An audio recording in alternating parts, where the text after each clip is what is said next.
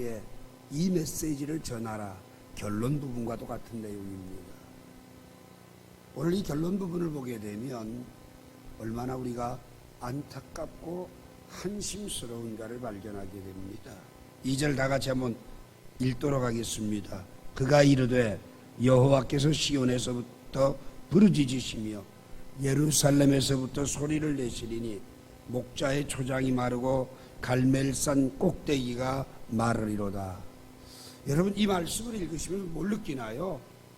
아무것도 못 느꼈다. 그게 바로 아모스가 이 말씀을 전할 때 이스라엘 백성들의 모습이었습니다. 아니, 어떤 의미에서는 여러분과 저의 삶의 모습이 현주소가 아모스가 메시지를 전달했던 때와 너무 동일하다는 겁니다. 오늘 이 본문 말씀 속에서 아모스서의 서론이기도 하면서 결론이기도 한 이 2절 말씀 속에서 하나님은 도대체 무엇을 말씀하려고 하는지, 제일 첫 번째, 그가 이르됩니다.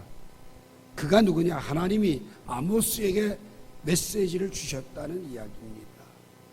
자, 여러분 집에서 컴퓨터를 하게 될 때 이 컴퓨터와 그 다음에 네트워크와 그 다음에 그 인터넷을 제공하는 통신사, 이 세 군데가 서로 커넥이 되지 않으면, 연결이 되지 않으면 인터넷은 불가능합니다. 예를 들어서 우리가 와이파이로 핸드폰을 사용을 한다. 그랬을 때 라우터에 이상이 생겨지면 아무리 내가 하고 싶어도 연결될 수가 없죠. 이어지질 않지요.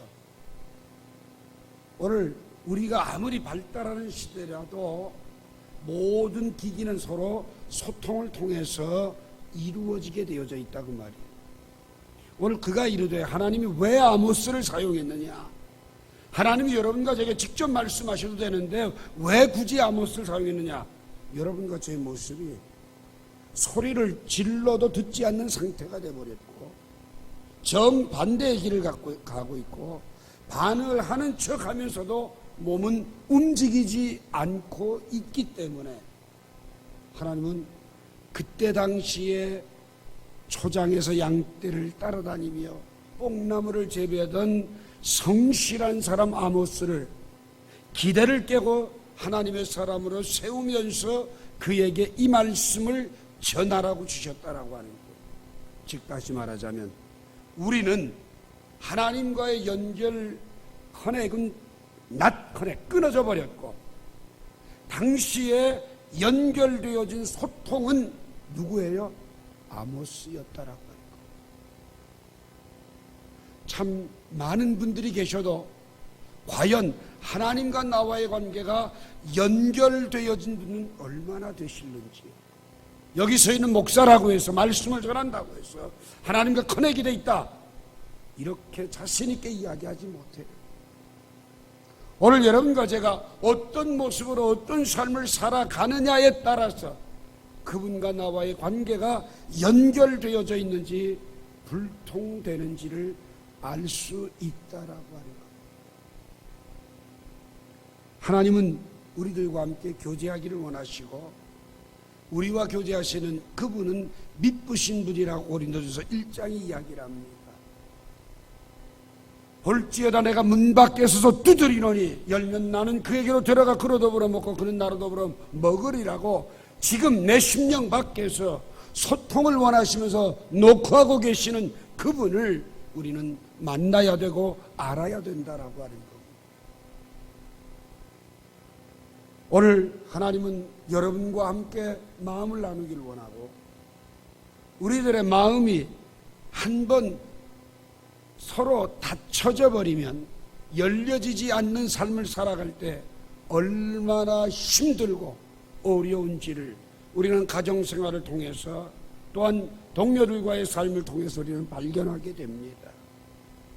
한나라고 하는 여인은 사무엘상 1장 15절 16절을 보게 되면 엘리 선지자에게 뭐라고 얘기해? 내 주여 그렇지 아니하니이다. 나는 마음이 슬픈 여자라 포도주나 독주를 마신 것이 아니요 여호와 앞에 내 심정을 통한 것뿐이오니. 당신의 여종을 악한 여자로 여기지 마옵소서. 하나님과 심정이 통했다, 소통이 되었다는 이야기입니다. 뚫렸다는 이야기입니다. 그가 무자한 비극의 여인으로 살아가면서 아무리 남편의 사랑을 받을지라도 그의 삶은 행복하지 못한 삶의 현장에서 그는 자기의 막혀지고 힘든 환경을 하나님과의 소통을 통하여서 해결하고자 했던 모습을 우리는 발견하게 됩니다. 그런데 정반대로 요나라고 하는 사람은 요나서 1장 1절이야 3절까지 보게 되면 여호와의 말씀이 아미떼아를 요나에게 임하니라. 이르시되 너는 일어나 저 큰 성읍 니느웨로 가서 그것을 향하여 외치라. 그 악독이 내 앞에 상달되었습니다. 말씀하시는데, 그러나 요나가 여호와의 낯을 피하여 일어나 다시스로 도망했다라고 말씀을 합니다. 자, 여러분, 한나라고 하는 여인은 하나님과 소통을 통하여서 문제 해결을 얻고 그의 삶에 참된 행복을 발견했는가 하면, 요나라고 하는 사명자는 하나님의 말씀을 받고 그러나 요나가 여호와의 낯을 피하여 다시스로 내려갔다라고 말씀을 하고 있습니다. 그렇다면 이러한 삶의 모습 속에서 왜 어떤 사람은 하나님이 말씀하시면 그가 이르되 하면 아멘하고 소통하는 사람이 있는가 하면 왜 불통이 될까? 그 이유가 도대체 뭘까? 여러분과 저는 그 원인들을 좀 찾아보고 점검해야 될 필요가 있다는 거죠. 첫째, 여러분, 왜 불통이 되고 연결이 되지 않느냐? 내 안에 있는 불신 때문입니다. 여러분, 우리가 삶에서 자꾸 우리는요, 두 가지, 하나님을 제한하거나 아니면 내 자신을 제한을 해요. 다시 말하자면 어떤 문제를 만났어요. 나만 왜 이런 고초를 겪을까? 그러면서 아무것도 해결되지 못할 것이다라는 단정 속에서 마음의 문이 닫혀진 상태 속에서 오늘 이 자리에 나왔어도 그 사람은 하나님과 소통할 수 없다는 거예요. 그러면 어떤 사람이 소통합니까? 한나처럼 내 환경과 처지 속에서 이 문제를 해결하실 수 있는 분은 하나님이다. 그분을 신뢰하고 와서 엎드려 울며 기도하면서 얼마나 깊은 기도에 들어갔느냐 하면 아무 소리도 밖에 들리지 않을 정도로. 요나와 한나의 차이는 신뢰하느냐 신뢰치 않느냐의 차이였다라고 합니다. 저는 오늘 이 시간 여러분과 제게 아모스처럼 하나님을 신뢰하는 사람이 되어져서 하나님과 나와의 소통이 이루어지기를 원합니다. 오늘 여러분과 제가 내가 마음을 열고 신뢰의 모습을 가지고 나아갈 때에 하나님의 사인을 발견할 수 있을 것이고 하나님의 응답을 얻을 수 있을 것이고 하나님과 나와의 관계가 연결되어진 것들을 발견할 수 있게 될 것입니다. 그러나 여호와의 낯을 피하여 듣기는 들었어도 정반대의 행동을 하는 이유는 소통이 아니라 바로 그가 신뢰하지 못하는 행위였다라고 하는 겁니다.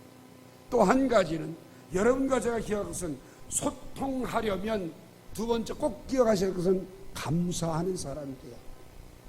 여러분 아침에 눈을 뜨고 새날을 맞이한 것에 대해서 감사하고 오늘도 일할 수 있는 하루가 있다는 것을 감사하고 오늘도 주님께 나아갈 수 있는 하루가 되어진 것을 감사하고 불편한 몸이라 할지라도 육체적으로 어렵고 곤고한 상태가 될지라도 하나님께로 나아갈 수 있다라고 하는 것, 이런 것들이 내 안에서 감사로 되어집니다. 여러분 자기가 자기에게 만족하는 사람은 하나도 없죠. 그죠? 내가 나도 마음에 안 들어요. 그런데 불만인 요소들을 자꾸 들추어내게 되면 그 사람은 어디를 가도 소통할 수 없는 사람입니다. 먼저 여러분 하나님께 감사하는 사람이 되시고 여러분 자신의 삶에도 감사할 조건들을 찾으십시오. 그래야만이 하나님과 나와의 관계가 연결되어진다는 겁니다. 다음 주가 추수감사주일인데 여러분 불통되어진 것들에 대해서 여러분의 환경과 아픔과 어려움이 있는 것에 대해서 도저히 해결 불가능한 것들로 인해서 감사하는 사람이 되어지면 하나님과 나와는 not 커넥이 아니라 커넥될 수밖에 없는, 연결될 수밖에 없는 복된 삶을 누리게 되는 거죠. 여러분, 내가 나를 미워한다, 그건 자신으로서 마음의 문이 이미 닫혀지는 거예요.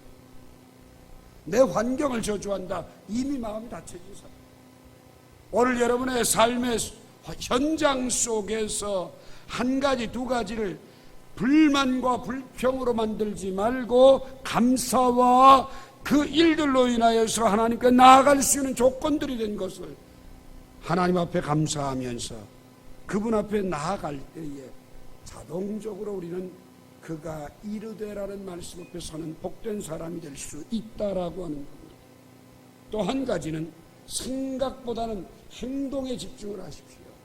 무슨 말인고 하니, 여러분이 생각을 고민한다, 괴로워한다, 힘들어한다, 여기에 내 자신을 얽어매게 되면 절대로 변화, 행동 없습니다. 그런데 오늘 내 안에 하나님이 함께 계시고 그분이 일하고 계시고 그분이 가장 아름다운 길들을 주실 것이고 그분이 가장 복된 길로 하나님의 자녀를 이끌어 가신다면 참새 2마리가 한 아사리온에 팔리는 것도 그분이 허락하지 아니하시면 결코 이루어지지 않습니다. 그렇다면 오늘 우리 안에 일어난 모든 일들에 대해서 내 자신이 열정적인 사람으로서 고민과 걱정과 염려를 버리고 오히려 내가 기도할 수 있고 그 걱정과 고민과 염려와 생각들을 떨쳐버리고 하나님과 동행하는 삶을 살아갈 수 있는 행동이 이루어지게 될 때 우리는 소통할 수 있게 된다고 하는 것. 그래서 대다수의 많은 사람들은 고민의 늪에 빠져 있습니다. 걱정의 늪에 빠져 있습니다. 염려의 깊은 늪은 갈수록 불신앙만 만듭니다. 그래서 빌립보서 4장 6절에 보면 아무것도 염려하지 말고 오직 모든 일에 기도와 간구로 너희 구할 것을 감사함으로 하나님께 아뢰라, 이렇게 말씀하고 있어요. 그래야면 모든 지각에 뛰어나신 그리스도의 평강이 너희 마음과 생각을 지키시리라. 여러분, 뭐예요? 염려, 걱정이 뭐예요? 마음과 생각에서 갇혀져 있는 거예요. 그러니까 불신앙의 늪에 빠질 수밖에 없어요. 그런데 그 염려와 걱정을 던져버리고 하나님이 나와 함께 하시니까 나는 그분과 함께 일한다. 요한복음 6장 29절에 보면 그분이 지금까지 나를 위해 이르시면 나도 그분과 함께 일한다고 하는 믿음을 가지고 나아가게 될 때 우리의 삶은 그분과 소통하는 삶으로 바뀌어질 수밖에 없다라고 하는 겁니다. 또 한 가지, 자꾸 칭찬하십시오. 누굴 칭찬한 이웃도 칭찬해야 되지만 여러분은 할 수 있다고, 얼마든지 바꿀 수 있다고, 지금껏 내가 해온 것 보니까 난 더 큰 것도 할 수 있어. 자기 스스로를 격려하라는 겁니다. 자기를 비난, 난 이것도 못해, 이것도 할 수 없어, 난 아무것도 할지 못해, 나 할 수 있는 게 아무것도 없어, 이런 사람은 아무 변화도 없습니다. 그런데 지금껏 내가 살아온 삶에서 여기에서 멈추지 않고 더 큰 일도 나는 할 수 있다라고 자기 자신을 격려하고 자기 자신을 칭찬하고 하나님 앞에 기도하는 그 사람들이 위대한 일들을 해낸다는 겁니다. 오늘 여러분과 제가 기억할 것은요, 우리의 삶 속에서 불만이라고 하는 굴레에 갇혀지게 되면 그 사람의 인생은 황폐해질 수밖에 없어요. 하나님과 소통은 이루어지지 않을 수밖에 없어요. 보편적으로 모세가 하나님 앞에 소명을 받을 때, 엘리야가 하나님 앞에 소명을 받을 때, 수많은 사람들이 하나님 앞에 부름을 받을 때 보편적으로 보면 자기 자신을 자학하던 사람들. 그런데 그 자학하던 사람들이 부름을 받는 순간 어떻게 바뀌어지느냐? 자기를 격려하며 칭찬하는 사람들로 바뀌어져요. 여러분 스스로 다른 사람하고 당신 얼마든지 할 수 있다라고 남을 칭찬하시고, 그뿐만 아니라 나도 오늘 이 현실에서 얼마든지 더 위대한 일도 할 수 있어. 왜? 하나님이 나와 함께 계시고 그분이 나를 인도해 주니까. 아멘입니까? 그런 삶을 살아가는 것, 이것이 오늘 우리의 인생의 가장 소중한 부분이라는 겁니다. 오늘 여러분, 내가 나를 믿어주고 하나님께서 나와 함께 계시고 오늘도 그분은 나를 통해서 일하기를 원하고 소통하기를 원하는데, 내가 이러한 문을 닫아버리고 그분과 소통이 막혀버린다면 이 세상에서 가장 불행한 사람이 되고 말 겁니다. 저는 오늘 여러분과 제가 서로 소통할 수 있기를 원합니다. 여러분의 가정에서 부부가 서로 소통하는 부부가 됐으면 좋겠습니다. 또 형제들 간의 소통이 이루어지면 좋겠습니다. 그뿐만 아니라 가장 중요한 하나님과 내 자신이 늘 소통하는, 나는 소통을 해. 근데 그분은 소통이 되지 않는다고 말씀을 하시고, 그래서 아모스를 쓰시고 있다는 겁니다. 착각을 하지 마시고 그분과 나와에서 소통이 되지 않는 이유, 내 안에 불신의 장벽이 있는지, 내 안에 감사가 메말라 버리진 않았는지, 내 안에 행동이 멈추고 스스로 불만을 표출하고 있지는 않은지, 그리고 칭찬에 인색하고 남의 눈에는 티만 지적하는 날카로움만 발달해 있지는 않은지 진단해보고 점검해보는 귀한 은혜가 있기를 주의 이름으로 부탁합니다. 두 번째로, 여호와께서 시온에서부터 부르짖으시며 예루살렘에서부터 소리를 내시리니. 이는 굉장히 충격적인 이야기입니다. 시온과 예루살렘은 하나님의 교회를 상징합니다. 교회에 나아가서 부르짖어야 할 자들이 누굽니까? 여러분과 저입니다. 하나님의 성전에 기도가 말랐다는 이야기입니다. 기도하는 사람들이 없다는 이야기입니다. 그래서 하나님이 시온에서 부르짖으신다.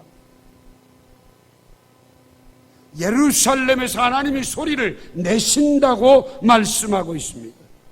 뒤집어진 세상. 시온에서 부르짖어야 할 우리들은 하나님의 성전을 등지고 떠나버렸습니다.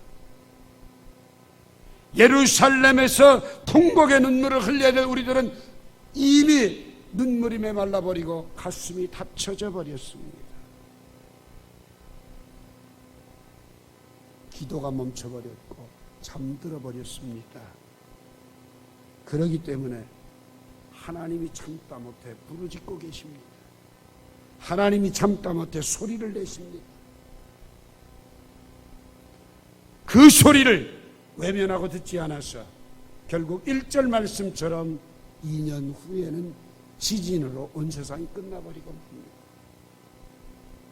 시편 39편 12절에 보면 여호와여 나의 기도를 들으시며 나의 부르짖음에 귀를 기울이소서. 어려운 일 당하고 힘든 일 당하고 아픈 일을 당하고 기가 막힐 웅덩이에 빠졌을 때 하나님의 성전에 나와 부르짖었던 사람들이 지금은 살만하고 넉넉하니까 기도가 닫혀져 버렸고, 기도하지 않아도 불편하지 않고 영적으로 어두워져도 삶의 불편을 느끼지 못하는 정도로 어두워져 있다라는 이야기입니다. 내가 소리를 내어 부르짖는다. 성경에 205번이나 나오는 이야기입니다. 그런데 하나님이 부르짖고 계신다라는 말은 성경 66권에 딱 본문만 있는 이야기입니다.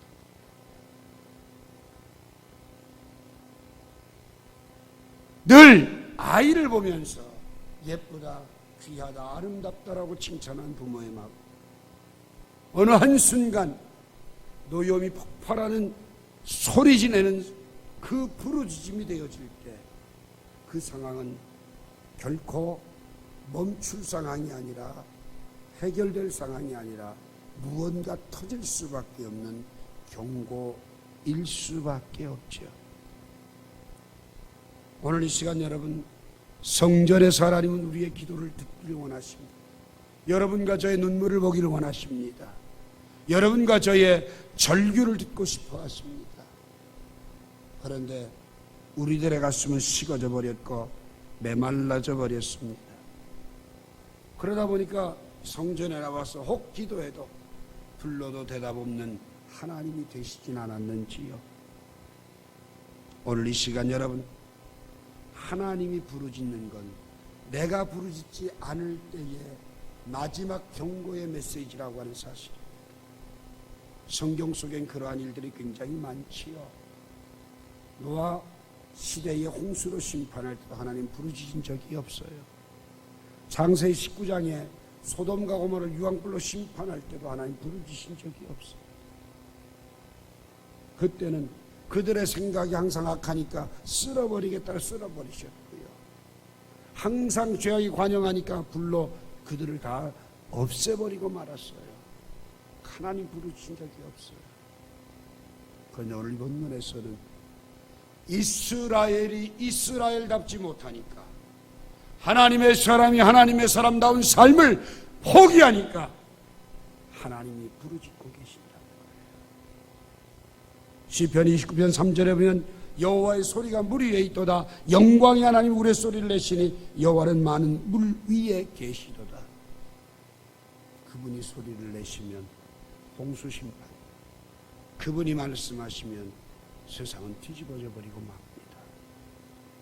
하나님이 세상을 엎으실 때 언제 엎으시느냐? 우리가 세상을 하나님의 뜻을 따라 살지 않고 뒤집어 놨을 때, 내가 말씀에서 뒤집어진 삶을 살 때, 하나님의 뜻을 알면서도 그 삶을 외면하며 살아갈 때 하나님은 소리를 내시고 부르짖으실 수밖에 없다는 것을 기억하시기 바랍니다.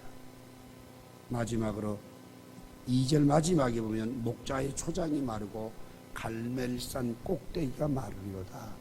지난주에 제가 그런 얘기를 드렸습니다. 목자의 초장이 꼴이 풍성한 것은 영적으로 부흥하는 모습입니다. 목자의 초장이 말랐다는 이야기는 생명의 꼴을 더 이상 먹을 수 없는 영적인 핍절함이 왔다는 이야기입니다. 그런데 이 영적인 핍절함이 온 것으로 끝난 게 아니라 갈멜산 꼭대기가 마르리로다 그랬어요. 갈멜산은 뭐라고요? 경제의 중심지였다 그랬습니다. 가장 넉넉한 곳이었다. 풍요로운 곳이었다. 영적인 메마름은 경제적인 핍절로 이어진다라고 하는 하나님의 경고입니다. 여러분 한번 보십시오. 그들이 살아가는 삶에는요, 경제적으로 풍성하고 넉넉하니까 아무것도 모자란 게 없고 부족한 게 없었어요. 굳이 기도하지 않아도, 새벽을 깨우지 않아도, 굳이 열심히 미친 사람처럼 신앙생활하지 않아도 불편한 게 없었어요. 그런데 중요한 건요, 그 불편하지 않은 삶이 하나님 보실 때 어땠느냐 그런 거죠. 요한계시록 3장 15절에 보면 라오디아 교회를 향해서 뭐라고 얘기합니까? 내가 말하기를 나는 부자라 부여에 부족한 것이 없다고 하지만 내가 너를 볼 때는 굉장히 곤고하다, 가련하다, 가난하다, 눈멀었다, 벌거벗은 것, 넌 이것도 모르고 있다는 얘기입니다. 오늘 이 시간 여러분, 수많은 그리스도인들이 경제적인 넉넉함만 추구하지, 그 경제적인 넉넉함 속에서 영적인 빈곤함이나 영적인 그 처참함은 전혀 인식하지 못하고 살아갔다는 이야기. 그 결과 목자의 초장이 말라버렸어요. 목자의 초장이 마른 건 양에게는 생명이 끊긴 것과 동일합니다. 오늘 여러분, 경제적으로 안정이 됐다고 해서 여러분의 삶이 풍요로워진다는 보장이 없다는 것을 아십니까? 목자의 초장이 마르는 결과가 되어지면 갈멜산 꼭대기가 마르는 건 당연히 이어진다는 것을 기억을 하시나요? 이 말씀은 불과 2년 뒤에 일어날 지진을 예고한 메시지였습니다. 지진이 일어나니까 어떻게 됐습니까? 가지고 있던 게 무슨 소용이 있어요? 고층 빌딩이 무슨 소용이 있어요? 금은 패물이 무슨 가치가 있어요? 다 매장돼 버리고 말고 다 뒤집어진 세상 속에서는 오갈 데 없는 난민들만 속출한 것과 동일합니다. 우리는 흔히 어리석게 살아갑니다. 내가 목표한 것들을 모으고 어느 정도 경제적인 부를 형성하면 이제는 걱정하지 말고 인생 즐기며 살자. 마치 누가복음 12장에 나온 어리석은 부자와 같은 삶을 연상하고 그 표대를 향해 살아요. 거기에 절대 행복이 없습니다, 여러분. 일시적인 기쁨은 추구할 수 있을는지 모르지만 거기에 영원한 기쁨은 없습니다. 오늘 본문은 분명히 말합니다.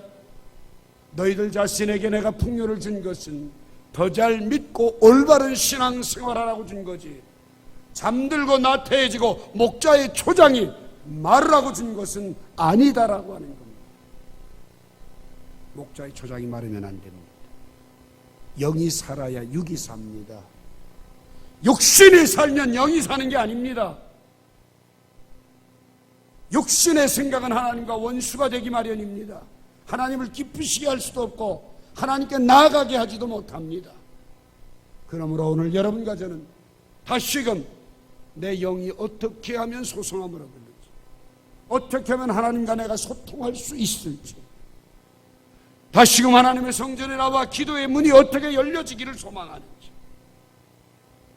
오늘 그분의 울부짖음과 그분의 소리내심 앞에 나는 어떻게 반응해야 되는지를 깨닫고 아는 자가 됐으면 좋겠습니다. 베드로서 1장 10절에 보면 그러므로 형제들아 더욱 힘써 너희의 부르심과 택하심을 굳게 하라고. 부르심과 택하심을 굳게 하라는 겁니다. 이것을 행한 즉 언제든지 실족하지 않을 것이고 예수 그리스도의 영원한 나라에 들어감을 넉넉히 너에게 주시리라고 말하고, 분명히 하나님은 사랑하셔 날 부르셨습니다. 아멘입니까? 그분이 날 택하셨으면 반드시 사용하기 위해 택하셨습니다. 믿습니까? 그렇다면 오늘 여러분과 저는 그분의 부르심과 택하심 앞에서 더 이상 소통이 되지 않는 인생으로 살아서는 안 되고, 하나님이 부르짖기 전 내가 주님 전에 나와 기도하는 삶을 살아야 될 것입니다.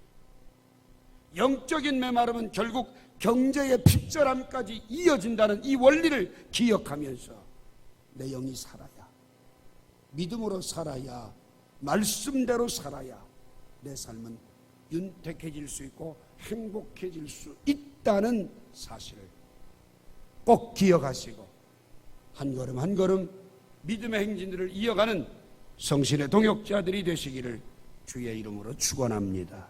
기도하겠습니다.